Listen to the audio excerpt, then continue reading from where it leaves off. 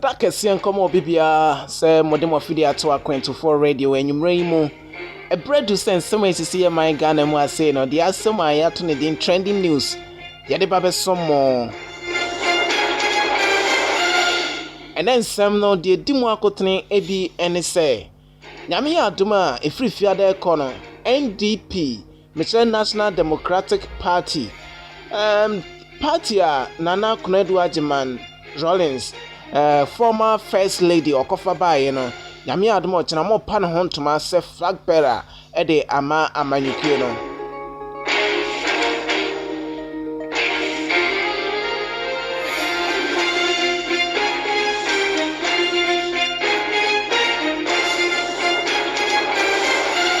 Nana do danko ekufuado de ato Ghana fo nyina anim se wono enye se wo ba na wa ba beye ebusuan yi mu bia eno enka na manyosem eho. Neither the New Patriotic Party nor I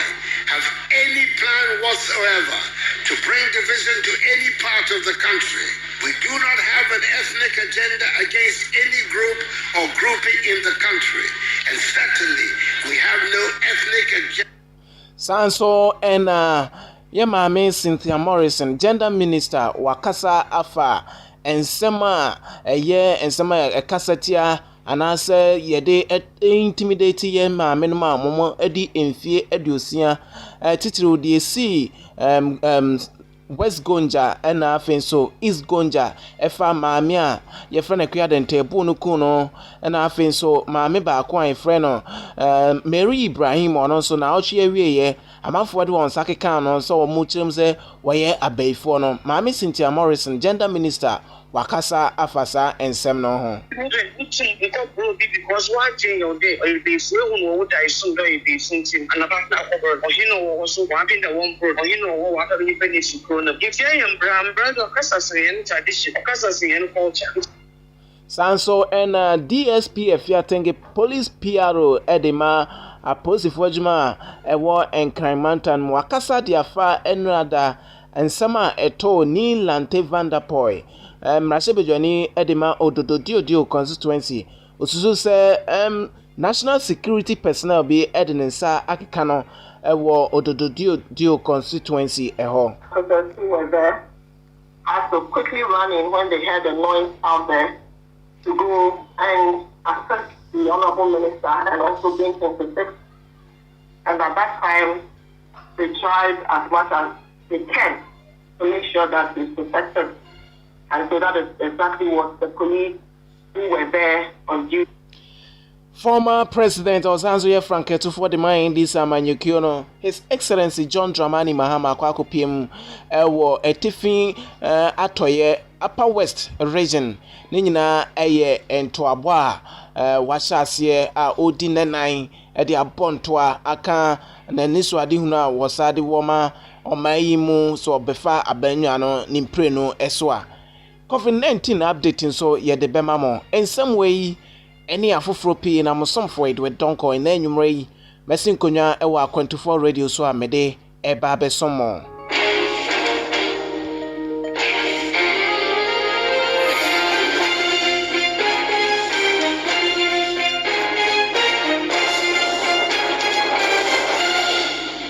afi yansam no emunchiremu enie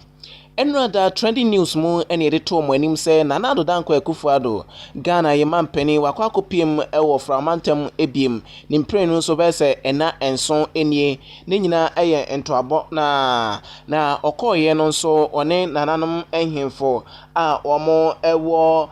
whole West District etimi ACI ene mpanifo edi nkomo pa osanso ebono modern e commission project ahodo sanso no de asopo form ehwe se dwumadi ahodo no yemfa enhyehyɛ so na ne nkasa ye mu no ena ode etu dwa se Nana Addo Dankwa Akufo-Addo Ghana ye mampani no wono woni anina nitrim sanso ena ne party no enye omo ani so ade hunu se wono wode abusuamu enyiyimu ebeba Ghana ha sei sani obeto ya Ghana yenyina ya kambom baako no saa nso eno no nso wobehwe ama Ghana yenso yenasumdua yewo se uye obi a wo free voter region anasa uye angreni a one asantefo mobo pa no saa anisuade hunu no no ena ewo nitirimu na anisuade hunu a obi a na opani bia ewo se obehwe ama empumtuo aba na empo enye enyimu ewo yemam ha sei no saa anisuade hunu no ena wowo na ne nyina eye nsem a amanfo ekafa asojafo a edo mo akwakogu Ghana yen ahye so titru the opposition political party NDC edeto omo ano ede ya amanyosem se Ghana ye mampani ene NPP amanyukuo no womo empe framantemfo asem eno nti ene yede asrafo dodo na akwakogu ho no mo abra na voters registration exercise ekoso no na eno ena na do de tudwa se wono waye nipa mfom so wo ne ho na mfom so wo no ho no enya eno ebi ene se oba beye abusuamu enyimu ewo omamu ha sei result in an increase that neither the new patriotic party nor I have any plan whatsoever to bring division to any part of the country. We do not have an ethnic agenda against any group or grouping in the country. And certainly, we have no ethnic agenda against residents of the Volta region. No one who is committed to the Ghana project, as I am, can have an ethnic agenda. Rather, we should shun all those who would promote ethnic sentiments and divisions amongst us for selfish, partisan political ends. There are people from this region, some of you whom are well known to you here in Ametofe, who serve in sensitive parts of my government and influence decisions on a daily basis. I may have my own failings, like we all do, but being a tribalist is not one of them. na do danko ekufuado eno no na wasanso de asobo from ehwe se ensuo dwumadie bi enkoso ewo whole west district num na eno ebeboa pa ama nipa dodo na etimi enya ensupapa anom ewo empotem honum so chim se communities be se oha eso de ensuo project ayeye no ewo voter region no ebeboa wo mopa emomo asetenem enso akoso wano efa ensuo afemo a result in an increase in water coverage for the Volta region by some 5.6%. Furthermore, it is also expected to reduce the time spent in search for water, thereby relieving especially women and children of this burden. Government will continue to create an enabling environment through the provision of social infrastructure to attract investment to our rural communities. As a result, I expect that with the availability of potable water in these communities, investors will take advantage of government's flagship program, such as One District, One Factory, to establish small and medium-scale factories, to exploit the natural resources of the area, create employment for the youth, and stimulate the growth and development of the local economy. Government will not relent in its efforts to increase access to water for all, the 2016 NPP manifesto commitment, which remains a key priority. Whilst government is committed to living up to its social responsibility by providing social services like this water project to the people of Ghana. Eno eye nana adodanko ekufuado Ghana ye mampani ena wakopiem e framantam nsama na juma hodo a wodi e framantam no ebi ena yede ato mo animu ye free NPP for anana na adodanko ekufuado wona so ya yemfa ye ni enchire the main opposition political party a ewo Ghana ha sei NDC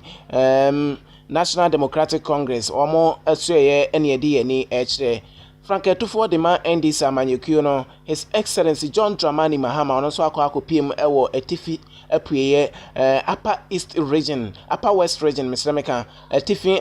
atoye eho ena akopiem a wono so ebo entoa na entoabomu a ena odi nsempi ato edwa ewo hono ma wo kirem se wa municipal no sei ache nti onya akonya no nimpresu biema oba bebiebiem na akoye metropolitan wa metropolitan eno eye ensema John Dramani Mahama wode ato nananom ehemfo a omo ewo wa anim na eno ena osa echinim se dwumahodo a na odi ansa na Ghana yes piano every akunya so no oba best 95% de akanwuram yentoa so biem eno nti woba saa nnwuma akanwuram ana se yato na jeje mu no oba betoa so na watimi awie no kra wasanso editu edwa se oba behwe na wa airport no ɛhɔ nso yɛsiesie hɔ ama etimi akɔ n'animpa akɔnkan a enya asɛm ketewa koraa ɔba nso a akwana a enye ɛwɔ wa mantam nom no obesiesie ne nyinaa ama na ba bɛyɛ akwan a kyerɛ yɛka first class rules ɛwɔ mam ha se a ɛbɛka ɛho bi koraa na ɛno ɛna okyerem sɛ nyame ɛyɛ adom a obetimi aba ɛde nhyehyɛ abɛma mmabuna ɛwɔ upper west region obɛma ɔmo adwuma ayɛ papaapa ɛnya asɛm ketewa.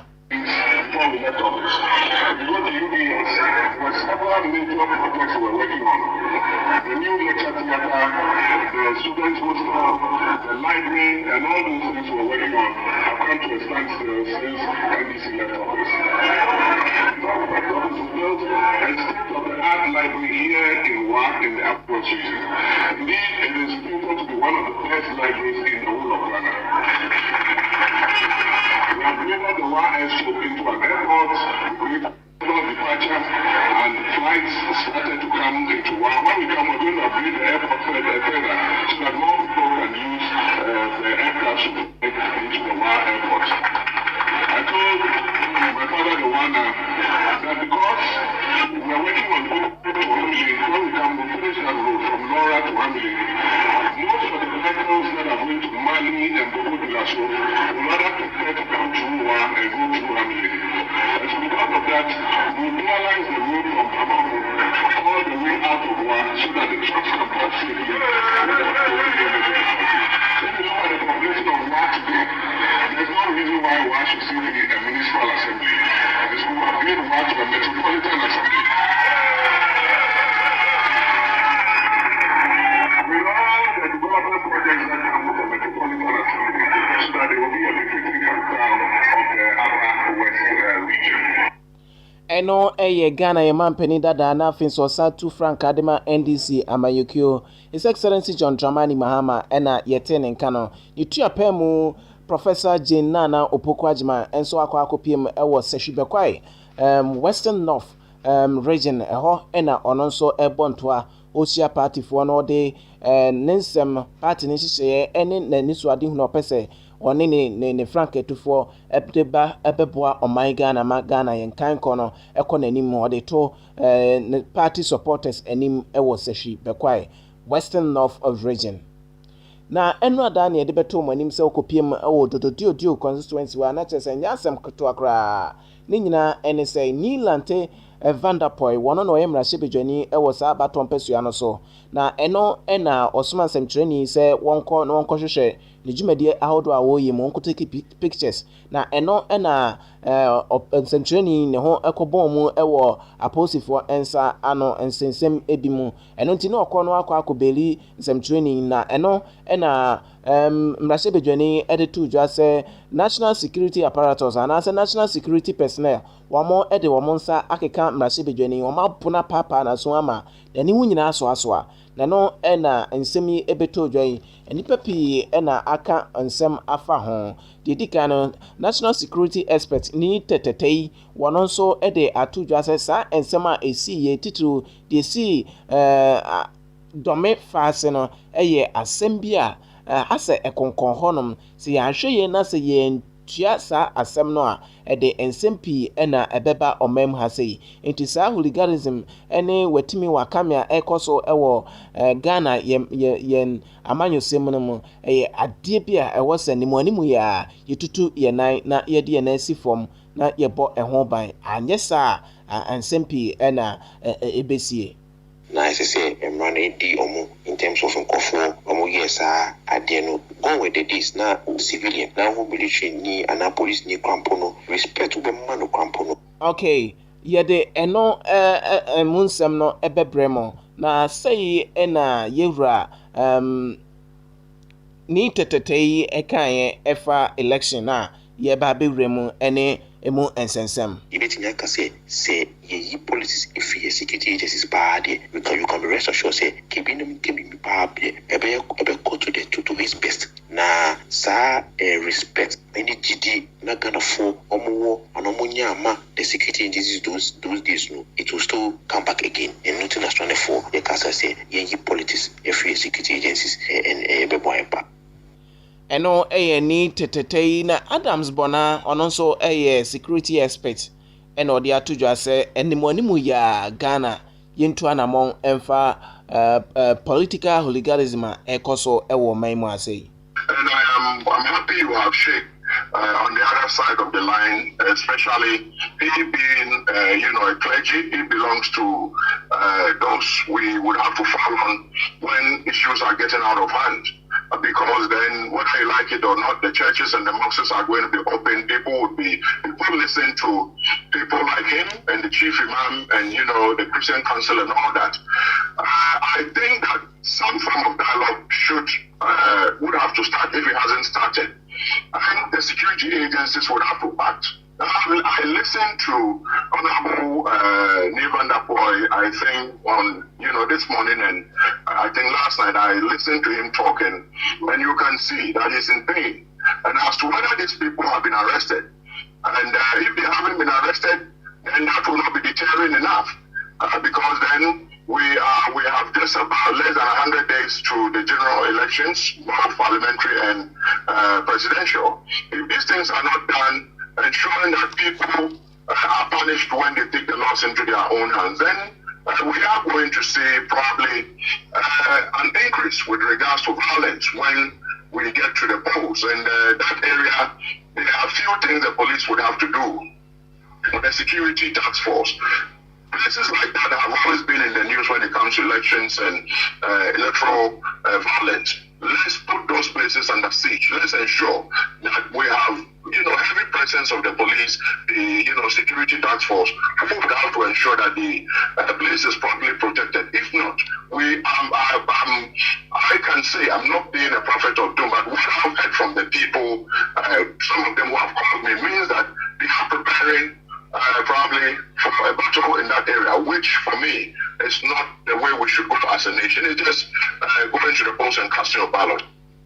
Eno Adams Bona security experts ena yetene nka efa enra dan sema esi ewo otototio abato na mpesua so na yebopin police PRO DSP Efiatenge wono ena okonkran mantema posifo dwumadie no okasa ema omo yepisa ne sese arrest akoso ana wode to yenim se Davida sese de omu enya enchi obia na aposifo obomoden ahwe se omo ensa ebeka omo a omo edisa ensemhunu no na se ye omo nsa eka edin na omo betu anamon afa eho. The team was there, had to quickly run in when they heard the noise out there to go and assist the honorable minister and also bring him to this. And at that time, they tried as much as they can to make sure that he's protected. And so that is exactly what the police who were there on duty did. And so we are yet to also continue the investigation on the baseline. And also we have also heard on air that a number of persons' names have been mentioned. And when we get the form, I believe that it will also help the police a lot in this regard. The arrest of who? Police work with information, okay? And if they should walk into any police station and says that, I have been assaulted, the first thing the police will do is to take formal statement from you. And the very people that are or have assaulted you to give the name to the police, and the police will follow up. The police will definitely do what is expected of them. And so that statement form is very crucial here. So I would expect that we give the police the time to work on this and any updates will definitely be communicated. Okay. It's just to give us that statement. Of course, if you say somebody has assaulted you, and as you have always done, once you report anything of assault, you know those who assaulted you. And as I indicated, it happened on the blind side of the police. Okay, so once the people are identified to us, definitely as we have done, if we can reach them wherever they are, I just spoke to the commander, he has given me a word that whatever it takes for him to be able to identify those persons once their names have been given, definitely he will do that. And I trust the competence of that officer for them to do what they have to do. First and foremost, after that has already been issued to the Honorable Minister, is the team to continue from there. I know the police is equipped today, and as I indicated, a number of people saw the police station, and so the officers who were there had to help and make sure that no one harmed the Honorable Minister when the information got to them. And so immediately the police on duty did what was expected of them, and I think I've even shared in a number of interviews saying so. And when they realized that we can't know, we can't tell, maybe they will also attract some people. So definitely looking at the situation, we needed to call for reinforcement. And as you can see, the regional headquarters is also far away from the Jamestown police station. And also we have to also, and this thing happened around 10:30 p.m. thereabouts. Having also taken into consideration the patrol teams and the rest. So if the Jamestown police think that the issue or the situation at hand calls for reinforcement of the police, I think nothing stops them from doing so. No, DSP Efiatenge, police penny or Casa Edema, Aposi for Jumedie, Ewo and Crimantam, and Yetene, a fine summer and rather a CEO Dodio constituency, a honum. Now, Yeko and Sanfo from. And some ye remo a year and some ACC a war Savannah region bears a busumi any a mammy no and a woman and waka efa beibo emu na diodika no crade or no dear or shreno enqua na eno and a dear tosumi no diodika no a mame a quiadente. Dear tosumi no a nano juada dibi a tomonim non so a year ye mammy Mary Ibrahim or no and so. Nitri eyeye ane pra ane ye prepra no ananya asem keto akra ne nyina ene se maame a wodi mfie aduosan a ono odi ni pan kakra amanfo esore a omo ese maame ye baifo ebro ehwe ye bone papa sadia emabu na wo esi brim no se adentina maame wasi so na wanya mfie aduasa na wode obayi eye amanfo Uma amanfo enya ahoden na eno ena asemi aposifo bo omomoden ema itimide maame no kopie mu ewo ayaresabia ono de nyame adom sesei ne ho eye pa na sa asemi eye asema ukopie mu ewo mentifido a tese tretre pa yehu wa se wanya mfie aduasan kwa adwene na enya ba se kim na emebunu no omo ahyase ehwe maame a okoi nipa yie enu nti ema asem ye abeye dadwene pa ede ama Ghana fo nyina aye dadwene kese pa de ama Ghana fo nyina na eno na agenda minister ye maame Cynthia Morrison ene dey Oceansem trefo Jumedia Ministry of Information ashisha to a asoye outdoor wo memu asei no eba abonten ede nsem a ekoso ebeto Ghana fo enim ene dey na ewo gender ministry no eso enunti omo nso ekoi ede anamo a omo etuo eto Ghana for enim na eno ena ode ato edwase Ghana ban omo ebo omo homoden titru gender ministry no na wahwe se asa ensema ekoso yi mrase bedwafo bo omo moden ahye emra ede etia sa subampone na ekoso ewo Ghana ha sei no wajitum se enye Ghana anase enye Savannah region kwa na ekoso na emom Ghana ha sei nyina emra no eba wonim na akobo bi bayi a emra no etimi no wadi pa eya enye asem keto akra na ode ne nsem no etugya no sei ena osi eka fa no because what change your day or if they say who would I soon do if they something and about now over or also one being the one or what are you pennies to corner. If I am brown brother Cassasian tradition, Cassasian culture, it's in brown super for 40 Amopana, you'll be adults in the low too much. Specifically on Jeff for them, which is it's in only a very so one may speak a day, the best sham brown it's an eye for perform and then you fuck a crazy so our own a beach. You can't be boy from the Sia for 100 and the beginning of David not made you fully something by your own. The Sia it's in Obo Ivan Hoban, it's near Obo Bisia Hoban, Obo Ivan Hoban, do people too much when you man what a day for scientific. Unya scientific instrument be ntimi measure say asomasi a okoi wo dere wo ye beifo ananse obenten hono so wo ye beifo na emomu hu nipa na ne physical appearance a wo nipa no wo ye beifo na wato aguru so ebo no emema de so wo chese ebase a wi nipa no be se wo ha bema ba akopɛ na etimi epiem dodo na eye emma ene tag wo mo se wo mo edere eno nti ana emmabuno obekɔ akopɛ adwuma aye no na ɔte wo se obi eye no ɔde nani bra kɔso obi maame so abo no ekuno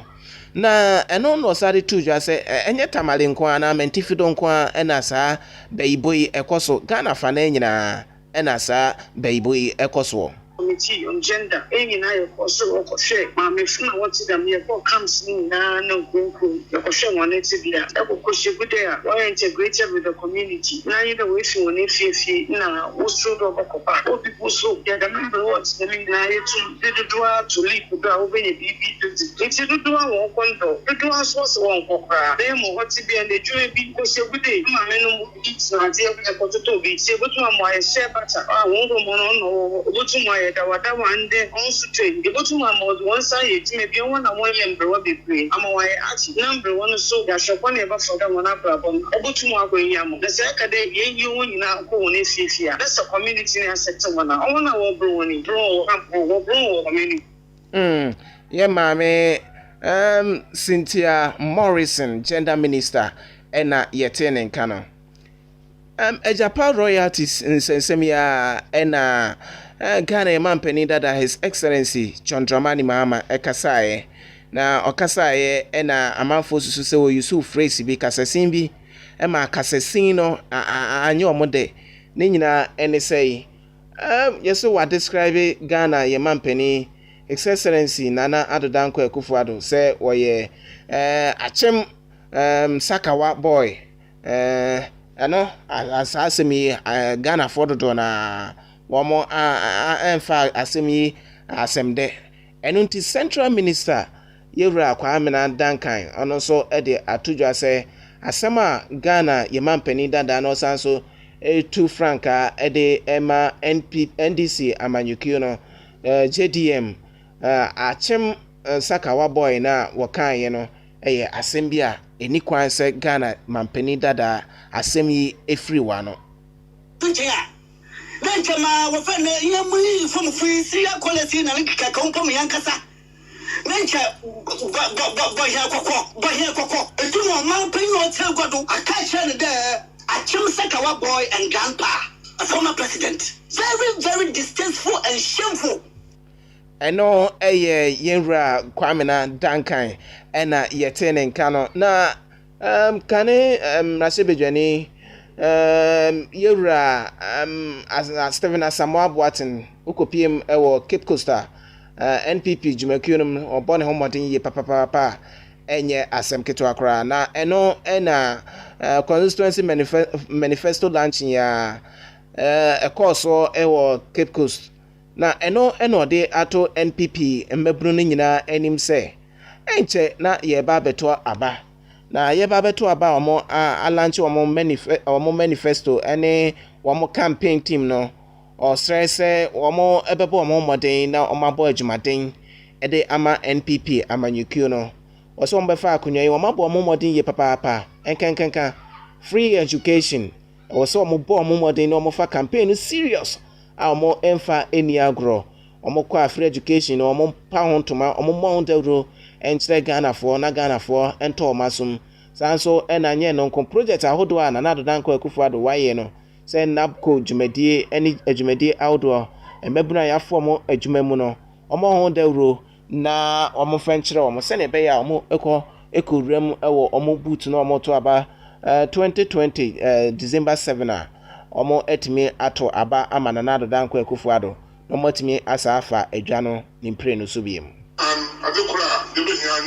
It must break through and win those polling stations. Come on, David. The bomb factors are going to be on that. They have the Prime Minister, I'm not there for Sabrawa. The Prime Minister, politics, if you ask somebody to be the genuine chair, why you face you on why DC. The bomb job, I'm not your friend that will, at least for when you my warrior. That my region is Okan. The serious party in Ghana is the NPP. Maybe I get my Ghana look concern. If you are a bank look concern. You know what class one message my free education. You don't go pay what I said. About 2 children you can with money. But I said, get out do so or holiday. Steven Asamoah Boateng asabi ena yete ne nka no na yebeba asantemantem asai biem eno ena KMA boss yewra osai asibe entry ono ena oye Kumasi Metropolitan Assembly one boss KMA boss what they atudwa say coronavirus eba yi ewiase afa na nyina ye ho aka na ye ho aka no akọ etia manfo papa titu ye manfo a wo mo eton no ma ye ma me mo ton anuane wo mo ye nuane eco schools say ya to school mu e de ahokyere pa na aba enya asem keto akra na eno so ama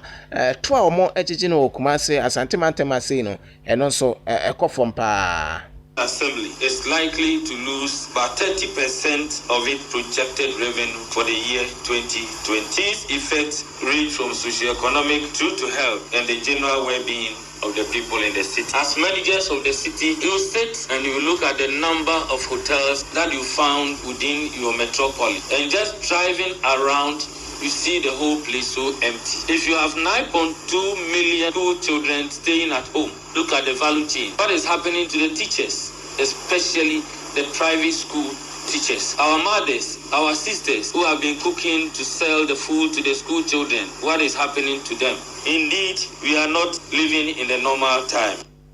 Eno osai asibe entry KMA boss ene yete ne nka no ye concern foforo mu nso asa dwumadi na omo entotoye ema adwadifo nhyehyɛ sɛ sɛnea ɛbɛyɛ a coronavirus abai omo taku ana omo simple a womo nsa bɛka no omo etim de etu anamon ama bibia etimi atoto yie na eno ena empanimfo a ekopie mu dwumadi no ase ebi enso kojo entry the chairman edema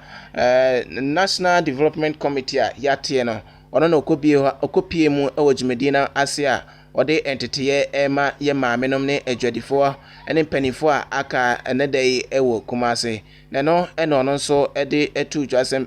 kakra bi a womo ebesom ede aye adwuma bia no womo ensom no womo fa eni dwuma ese efata se ne be ya bibia betimi akoso wano coronavirus no echi na kire ade back ene se yebetumi aboa nneema awua ma adwumadie tumi koso ni nyina tumi bom amasa recovery yechi no yentena ho ne yentenda ne mo be pagya ye ho it is a stimulant and a trigger no ene ade a National Development Planning Commission be boa mensinfo no mo bia tumi apa bibia betumi aboa ma omo adwumadie etumi asaba na echi it is stimulus package in the eba if you are buying ho na be bedru ha sabe sikaya betombotomi saadi we na esemede ekisa ha ena beboa eno ho adwuma de be no ho nkyerɛkyerɛ ene adesua ene ti na yenso yaba bedure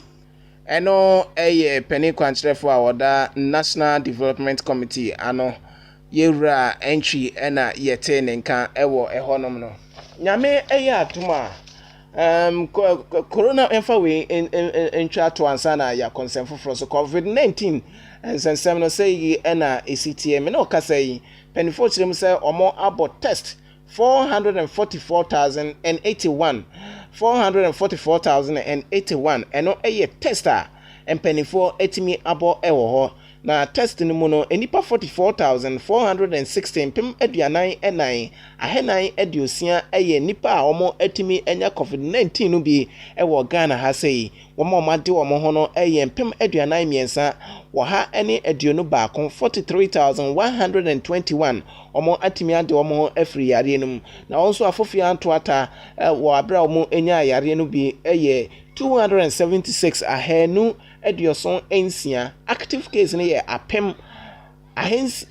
any ediosia miensa 1063 active case ne ye 1063 regions say na esite Greater Accra region kuta 22,190 empem edionu mienu oha any ediokono Ashanti region tosu mienu 10,868 Western region ekuta 2,957 Eastern region kuta 2,294 Central region kuta 1,874 Sanso ena Bono East ekuta 763 cases Volta region kuta 662 cases Western North region ekuta 619 ena Bono region so ekuta 511 na chese ope mantama womo nya more cases mantama ya mebubo so ewo 16 regions a yewo ewo yemam hase no womo ensem ena mede ato edwa ewo ehonum nyame eya adom efrifia kono yabo maame Nana Konedo Ajiman Rollins kane first lady say ono ena nyame adoma December 7 2020 aba ye ba betui wono ena obetu frank adiama NDP National Democratic Party amanyukio no na eno ena mpenifo chirem say nyame adoma efiada ebei ena womo bese dwumadi no ase kopem ne kwasiada so ye beda maami edi akire Ghana omo eto aba ene Ghana fo nyina se omo enhwe wono no otu franka ede ama NDP amanyukio no na eno ena secretary general secretary dima ekio Mohammed Frimpong wode ato eja se dwumadi no ase no enipa obeba ama dwumadi no aye wano de nani monyam beba beta akire eye kane mampani His Excellency Jerry John Rawlings ono ena oye kofaba dima NDC amanyukio no obeba be piem ewo dwumadi no ase a enye asemketo akora ewo enkan mantam num eno eye ensema efri NDP for one asuye a yedibi atomanima enye asemketo akora ewo eho nomono na yeko ensem fofromo enso ensem fofromo a yeko no yebekọ akopiem ewo tamale de yeko hono ma ye nana yana Abukari the second na so ye ena yeko abasobo ede akọ ede ama yana Abukari the second ono ena woye ohimpon ewo dagbon ono ena oye himpon ewo ehonum na eho ena yede abasobo kese pa Dr. Joseph Siao wono ena eye executive chairman edema Jospon Group of Company sanso ye executive officer edema Zoom Lion Ghana wabo yana Abukari the second wabo na baso ye papa ni nyina NSA efri se nana efa akonwen asumdue de ebi aba dakpon ene ne mpotem ye papa yendi ne mpotem ebi aba ho papa ya enye asemketo akra enunti ena yewura Dr. Joseph Siao ede abasobo ede ama yana no kirem se asumdue abai ono so obeboa ama anamombia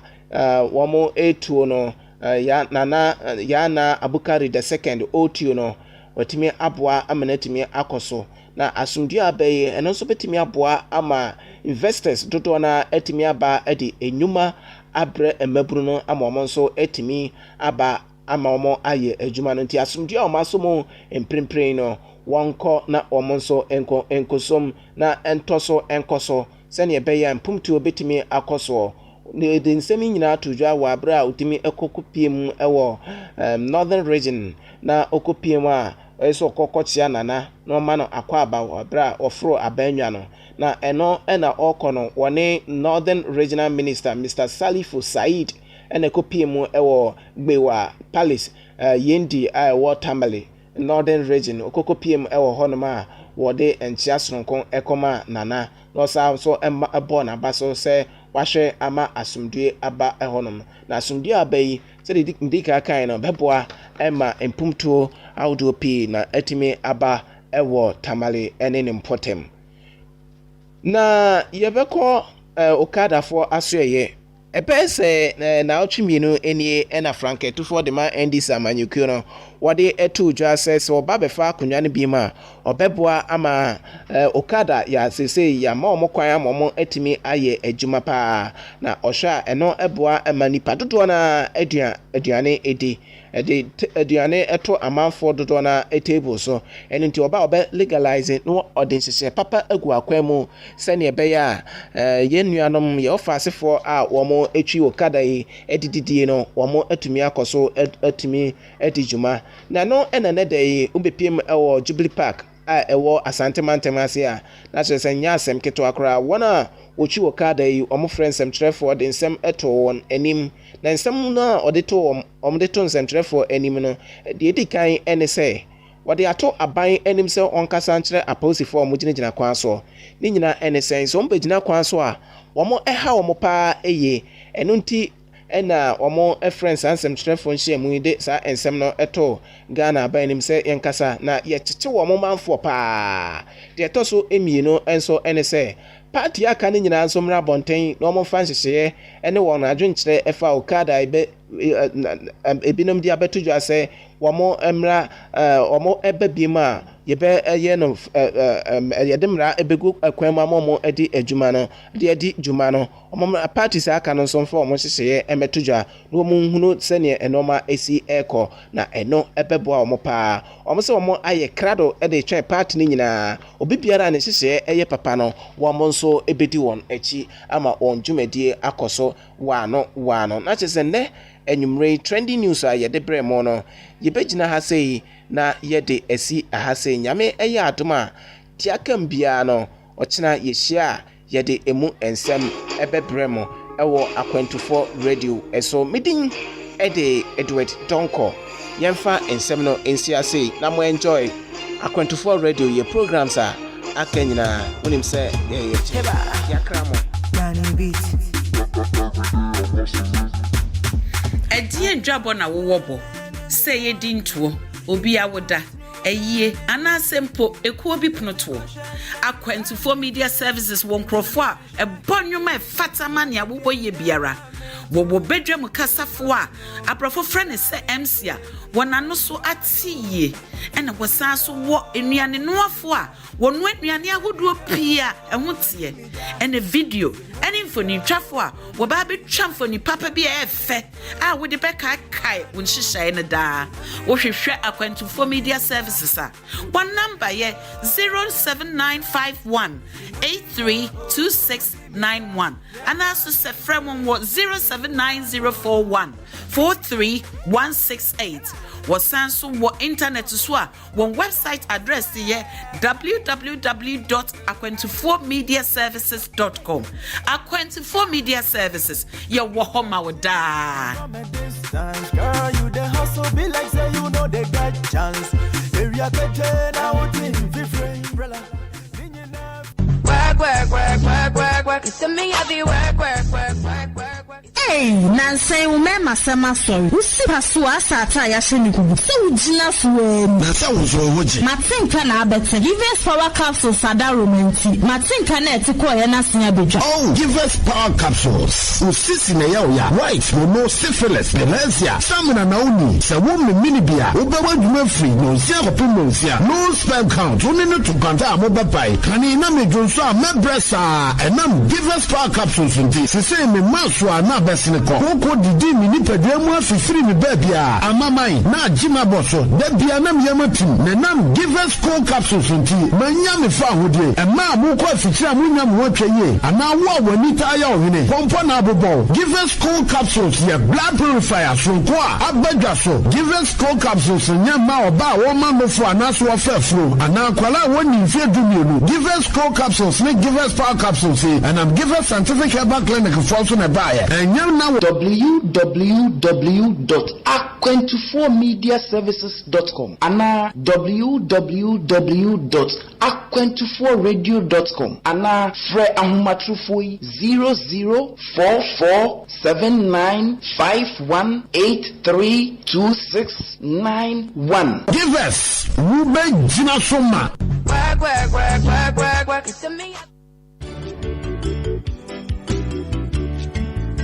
Ephemerian Mission, the Church for Spiritual Empowerment, welcomes you into the hour of awakening and empowerment with Brother Dr. Ishmael Tete. Be open and discover the radical truths that will set you free this and every Tuesday and Thursday at 7 p.m.